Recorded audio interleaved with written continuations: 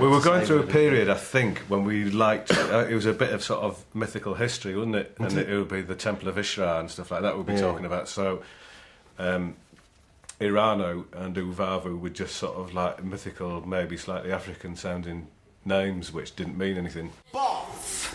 Mr. Frank Boff. Hi. And if you were a guest, taking yourself too seriously was exactly what Jim and Bob were hoping for. Can I say something before you ask me the question? Is that allowed? Of course you can, Frank. I've got this marked as an intelligent programme. And you're right to do that. And I do wish my name was spelt like that. It would save a lot of trouble. Well, that's how it is spelled. Boff. No, it's B-O-U-G-H. Frank Boff was a good one. We misspelt his name. We spelt it as B-O-F-F, as in the fart. Yeah. And but he pointed that out quite seriously. If it was a comedian, it would have kind of flowed a bit. But the fact that he pointed it out, you've misspelt my name, really that was a high point, I think, for me. Danny. Yes. Do you want to say hello to your wife? Yeah, sure, yeah. Well, go on, but don't be long. You see, it's not so much a game show, we're more stooges in a sketch. That's what Exactly. it is. We're stooges in a sketch, that's it. No, you're stodgy. There was nothing worse than somebody trying to be funnier than Jim and Bob and actually breaking their cycle of comedy that was going on between them by, interjecting with something wacky or funny. It was better just to kind of, sit there. Really? But just sitting there wouldn't always save you from being chosen to play the dreaded endgame, a weekly changing final humiliation devised by Jim and Bob. I'm just inserting the celery, Lisa. If you can clench it. Clench it. Right, that's it. Now we're on. Here we go. She's gone for the hummus. She's got a lump of hummus. Now reverse. Towards the door. It was always the thing, was just sitting, watching it, and for a second every time you think, look at that little tableau. There's Lisa Stansfield with celery between her legs and a dog following her, trying to eat the residue off the celery. The show's huge success coincided with the exuberance of the mid-90s loaded generation, and with one giant gulp, Ulrika Johnson was transformed into the very first ladette. Are you ready, Ulrika? I'm ready. To down that pint in one, let's have that clock ready, and here's the Lagathon challenge. Go on, Ulrika. It was just something she could do. And if anyone had a skill, we would try and exploit it. Did you hear about that glass of beer? Will you ask Ulrika? Shall I tell you? It wasn't a real pint. It was a third of a pint. It was a dummy glass. I dispute that. I'll have my lawyers talk to your lawyers about that.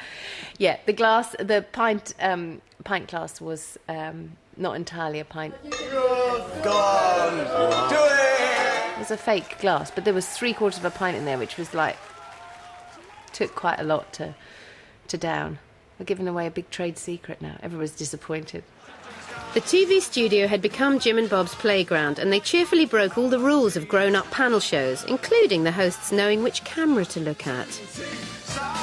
I'd endlessly point out during camera rehearsals, OK, Jim, this is your single camera, Bob, this is your single camera, and they would just forget it because they didn't really care. And actually, that was half the fun, and I didn't mind playing the headmaster to that because they kind of needed to be naughty boys. That was kind of part of the game. Do you know what? We used to have... I had a shoe on the top of mine. You did, yeah. And you had a hat on yours, didn't you? So, because they'd say, well, you're on the camera one, and Bob's is camera two, but we couldn't ever remember that. So we had a plastic shoe on one and a hat on the other. So we knew then.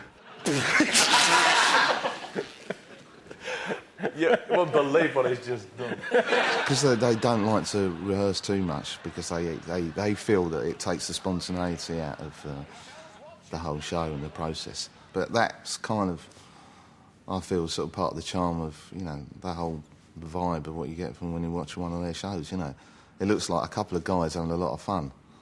And they did. The show was a rating success, and in 1997 won the BAFTA for Best Light Entertainment Programme, despite fears when it started that a friendly rival would steal its thunder. We were up on the same night when Friends launched on Channel 4, and we were just thinking, oh my God, this is... who knows what's going to happen here. Luckily, I think it went... One show was on at, half an hour after the other one, and so we, Friends was building this audience on Friday nights, and in a way, Shooting Stars would benefit from it because people were just flicking from one to the other. And so the first series started around 2 million, the usual Reeves and Morton audience, and gradually started to build and build and build. And by the end of the third, I think they were, 4.5, 5, and you could see the sort of graph going that way. Big ratings means power in television, and Jim and Bob's newfound clout meant as long as they delivered on Shooting Stars, they were allowed to experiment with other programme ideas. In 1997, they started with It's Ulrika. Jim and Bob went to the Montreux TV Festival or something like that, and in an interview, Bob blurted out, "Yeah, and we're writing a show for Ulrika as well." And he said, "I don't know why I said it, I just thought it was a good idea." Sadly, It's Ulrika was savaged by the press, but it did feature the first on-screen teaming of Matt Lucas and David Walliams. Jim and Bob had 2 more cracks at the BBC One Saturday tea time audience. Families at War was Shooting Stars meets The Generation Game and lasted 1 series, despite featuring a boy fighting a shed. Randall and Hopkirk Deceased, a remake of the 60s show produced by Charlie Higson with episodes directed by Mark Mylod, also dropped dead prematurely.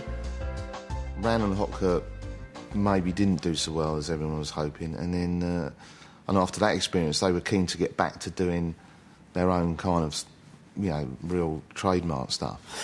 House on fire! What kind of house? Terraced house! Bang Bang, It's Reeves and Mortimer for BBC Two in 1999 proved their talent for surreal comedy was still alive and kicking, as they returned to the more familiar terrain of the sketch show. The series sparked and crackled with their trademark lunacy. A lot of the real die-hard fans think that Bang Bang, It's Reeves and Mortimer was one of their, the pinnacle of their sort of sketch activity, and it was a great show to work on. By the time Bang Bang was in production, Charlie Higson, along with previous Reeves and Mortimer alumni Simon Day, Mark Williams, Paul Whitehouse and Mark Mylod, had departed the Vic and Bob Academy for The Fast Show and Comedy Immortality. Undaunted by It's Ulrika, the Swedish lager fraud returned to host high-profile events like the Great Big Election programme, the Royal Variety Performance, and scored 12 points for fluency in the 1998 Eurovision Song Contest. Alors regardez plus attentivement encore le concours, car ce soir, pour la première fois, la plupart d'entre vous pourra voter par téléphone pour la chanson que vous souhaitez voir gagner. Boy. Matt Lucas hung up his romper suit and became a regular fixture on BBC Choice on Sir Bernard Stately Homes in 1999, and cementing his partnership with David Walliams on Rock Profiles in the same year. My friend fancies you. Oh, shut up, George! She does. I don't. She does. I don't. She does. I don't fancy him. Just that I'd do him. But Shooting Stars refused to lie down, and a mixture of sentimental camaraderie and hard-nosed business sense saw the show return in 2002, first on BBC Choice, and then reaching audiences approaching 4 million on BBC Two. We had this break, and one of the things we noticed was that the BBC kept repeating the show, and it kept getting good viewing figures. And people I'd meet in the street kind of still thought we were making it. It wasn't just a good earner. Matt Lucas loved the format too. I remember kind of haranguing Jim and saying, come on, let's do some more Shooting Stars. This would be really fun, because we were just hanging out together and I hadn't seen much of Jim and Bob for a few years, and we were just all having a laugh, and I said, come on, let's do this again. But Shooting Stars Mark II saw changes to the production team and the quiz teams. Hello, I'm Mark Lamar, and this is Never Mind the Buzzcocks. Mark Lamar was by then doing Buzzcocks, and so he didn't feel right going back to doing Shooting Stars. So they drafted in Will Self and Johnny Vegas to sort of freshen up the lineup. I'm prepared to be there for you even when you do wet yourself, which is frequently, let's face it. Sometimes it's no drink and sometimes it's because I like to. Very rapidly, what I found out when I began working with Jim and Bob was that they didn't want me to be myself. It was a kind of, anti-psychotherapy in that way, and that they were determined to impose upon me this persona so that I could take up this team captain role. And, their perception of me was that I was kind of, viciously